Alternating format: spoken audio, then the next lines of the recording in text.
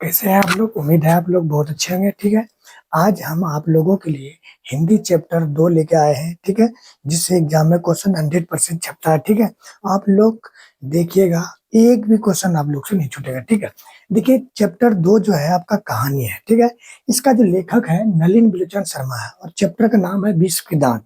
और पाठ की कौन सी विद्या है? तो कहानी है। ठीक है, और इसका जो लेखक है नलिन बिलोचन शर्मा। ठीक है, देखिए विश्व क्या होता है? नीला होता है, इसलिए इसका लेखक नलिन बच्चन शर्मा है।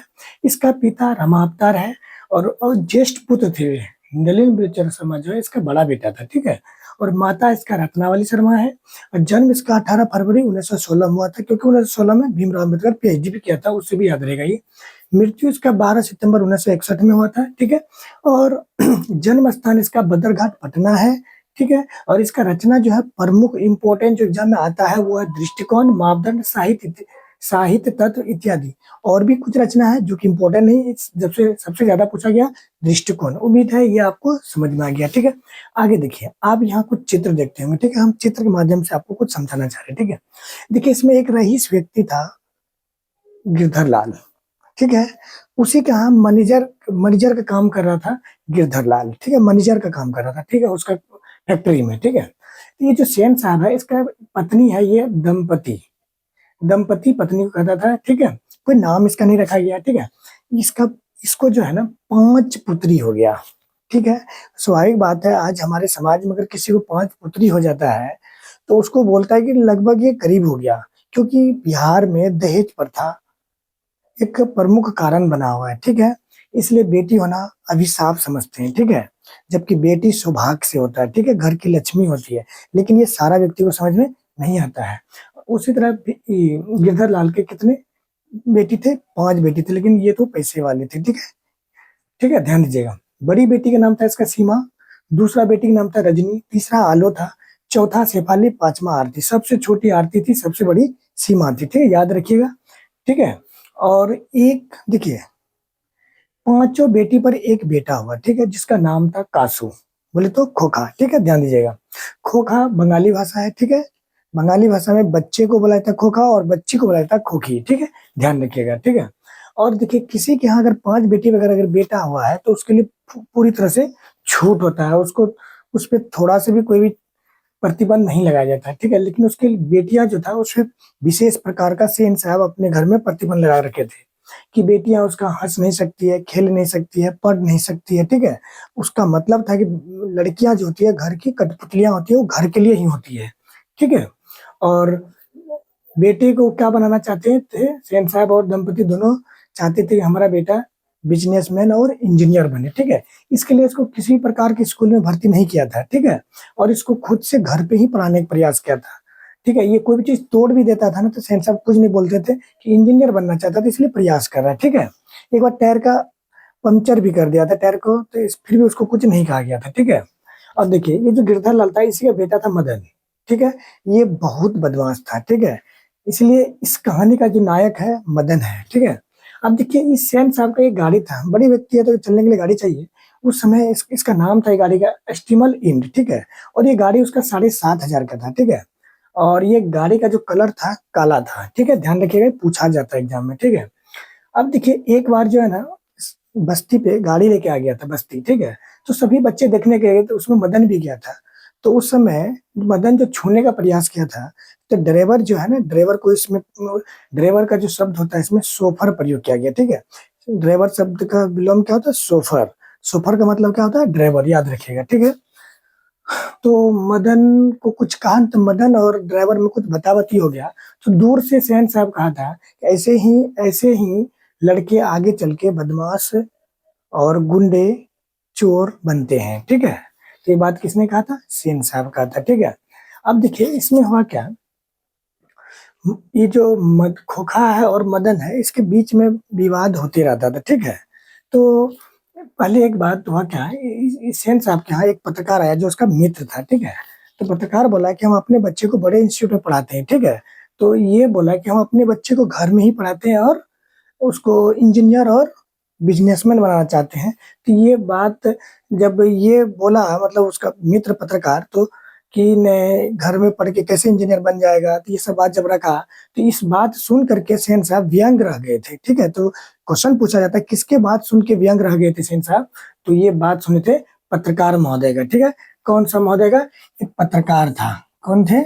पत्रकार था। ठीक है, जो कि सेन साहब के यहाँ आए थे। ठीक है, ये पत्रकार थे जो सेन साहब के यहाँ आए थे, जो उसका क्या थे? मित्र थे। ये कौन है? पत्रकार। कौन है ये? पत्रकार थे जो सेन साहब के यहाँ आए थे। उम्मीद है इतना बात आप लोगों को समझ में आ गया होगा। ठीक है, तो इसमें हुआ था क्या, एक बार जब ये बात सुना था कि गिरधर लाल कि हमारा बेटा सेन साहब के ड्राइवर से मैंने कि बदतमीजी किया है, तो इस बात से मदन का पिटाई ये बहुत ज्यादा कर दिया था। ठीक है, तो कुछ समय बीतने के बाद मदन जो है ना लट्टू नचा रहे थे, तो कासू आ गए, तो बोला कि हम भी खेलेंगे, तो बोला नहीं, हम तुम्हारे पिताजी से हमको बहुत पिटाई लगा है, हम तुमको खेलने के लिए नहीं देंगे। तो कासू इसे जबरदस्ती करने लगा, जिसके वजह से इसने लट्टू लेके उसका मारा था, दो को दांत तोड़ दिया था। कहा जाता है कि 20 का 2 दांत था, दोनों तोड़ दिया था। तो इस कहानी से यह स्पष्ट होता है, लेखक कहना चाह रहा है कि गरीब घर के बच्चे भी, मतलब झोपड़ी वाले भी महल वाले से बदला ले सकते हैं, जैसे मदन ने कासू का 2 दांत तोड़ के बदला लिया था। इसका 2 दांत तोड़ दिया था, इसका जो दांत था तोड़ दिया था कौन? मदन। ठीक है, उम्मीद है कि इतना आप लोगों को समझ में आया होगा। ठीक है, और अब इससे रिलेटेड जो ऑब्जेक्टिव है आप देखने का प्रयास कीजिएगा, आपका सॉल्व हो जाएगा। ठीक है, ध्यान दीजिए ऑब्जेक्टिव क्या है, ध्यान दीजिए, ध्यान दीजिए, देखिए, ध्यान दीजिए। आपका एग्जाम में 100% यहाँ से प्रश्न छपेगा। ठीक है, आप एक बार जरूर देखे जाइएगा। देखिए, किसके अनुसार सेन ने, मतलब सेन साहब ने सिद्धांतों को बदल दिया था? तो स्वाभाविक बात है अपने बेटे के अनुसार, यानी कि खोखा के अनुसार। किसके अनुसार? खोखा के अनुसार। ठीक है, ऐसे ही लड़के आगे चल करके गुंडे चोर डाकू बनते या पगती कहानी के किस पात्र ने कही थी? ये कहा था सेन साहब और दंपति दोनों ने कहा था। ठीक है, सेन साहब, सिर्फ सेन साहब कहते, सॉरी, सिर्फ सेन साहब कहते, दंपति नहीं कहते। ठीक है, और उम्मीद है कि दोनों कहा था। नहीं, सिर्फ सेन साहब कहते हैं, बिल्कुल ये गलत है। ठीक है, ये क्या हो गया? गलत हो गया। सिर्फ कौन कहते हैं? सेन साहब कहते हैं। ध्यान रखिएगा, हम आपको बताएं अभी जस्ट कहानी में। ठीक है, विश्व के दांत पाठ की विद्या क्या है? ये कहानी है। ठीक है, मोटर को कोई खतरा हो सकता था, किससे? तो खोखा से। मोटर कार को किससे खतरा था? खोखा से, क्योंकि वो इंजीनियर बनने के चक्कर में कभी कांच तोड़ देता था, कभी टायर पंक्चर कर देता था, कुछ ना कुछ कर देता था। सेन साहब की आंखों की तारा कौन था? तो खोखा था। उम्मीद है आपको ये समझ में आ रहा है। ठीक है, एग्जाम में छपेगा, 100% छपेगा, ध्यान दीजिए। आगे देखिए, देखिए आगे कह रहा है कि सेन साहब की नई मोटर कार कितने के थे? तो 7,500 के थे। ठीक है, खोखा के दांत किसने तोड़ा था? तो मदन ने तोड़ा था। अब देखिए, नलिन बिलोचन शर्मा का जन्म कब हुआ था? तो 16 में हुआ था, 18 फरवरी 16 में, 1916 में। सीमा रजनी, आलो से फाले, आरती पांचों किसकी बहनें थी?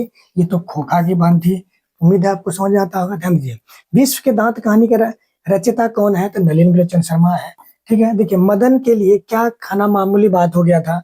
मदन को फटकार बहुत ज्यादा लगता था। फटकार, फटकार हमेशा उसको डांटते रहता था। गाँव घर में जब किसी को डांटता है उसको बोलते हैं फटकार। ठीक है, मैं तो खोखा को इंजीनियर बनाना चाहते, कौन? ये कौन बनाना चाहता था? सेन साहब। ठीक है, अब देखिए, यूनानी व रोम के संपूर्ण साहित्य से कहीं अधिक विशाल है क्या? संस्कृत भाषा और साहित्य।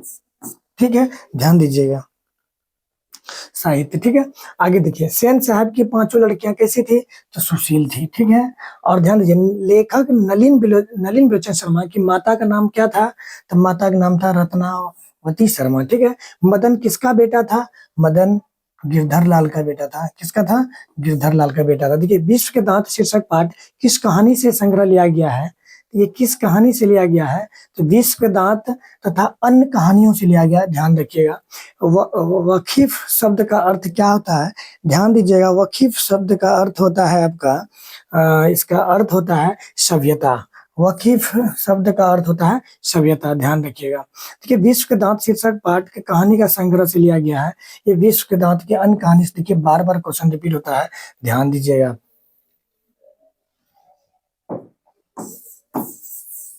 देखिए, हम लोग कितना नंबर तक कर लिए, वाकिफ शुद्ध हो गया। तो विश्व के दांत शीर्षक किस कहानी संग्रह से लिया गया है, विश्व के दांत तथा कहानी। देखिए सेन साहब की कितनी लड़कियां थी, तो 5 लड़कियां थी, ठीक है। नलिन बिलोचन शर्मा के अनुसार महल और झोपड़ी वालों की लड़ाई में अक्सर कौन जीतता है, तो महल वाला जीतता है, स्वाभाविक बात है। देखिए मदन पड़ोसियों के आवारागर्दी छोड़कर साथ क्या कर रहा था, तो लट्टू नचा रहा था, जिसमें उसका दांत थोड़ा सा कास होगा। उम्मीद है यहाँ तक आप लोगों को समझ में आया होगा, ठीक है। आपके लिए 2 प्रश्न लघु उत्तरीय मात्र लिए था, तो करके जाइएगा, आपका एग्जाम में 100% देखने को मिलेगा। देखिए खोखा किन मामलों में उपवाद था, तो घर के मामलों में उपवाद था। तो लेखक कहते हैं कि खोखा जो अपने उसके घर के मामले में उपवाद था, क्योंकि उसकी बहन सबके लिए नियम प्रतिबंध लगे थे, लेकिन उसके लिए कोई नियम प्रतिबंध नहीं थे। और सेन साहब के घर में लिंग के आधार पर भेदभाव किया जाता था, ठीक है। देखिए खोखा उनके बुढ़ापे की आंखों के तारा था, इसलिए मिसेस सेन साहब उसे काफी छूट देकर रखे थे। खोखा जीवन नियम के जैसे उपवाद था, और इसलिए यह भी स्वाभाविक था कि वह घर के नियमों का भी उपवाद था, ठीक है।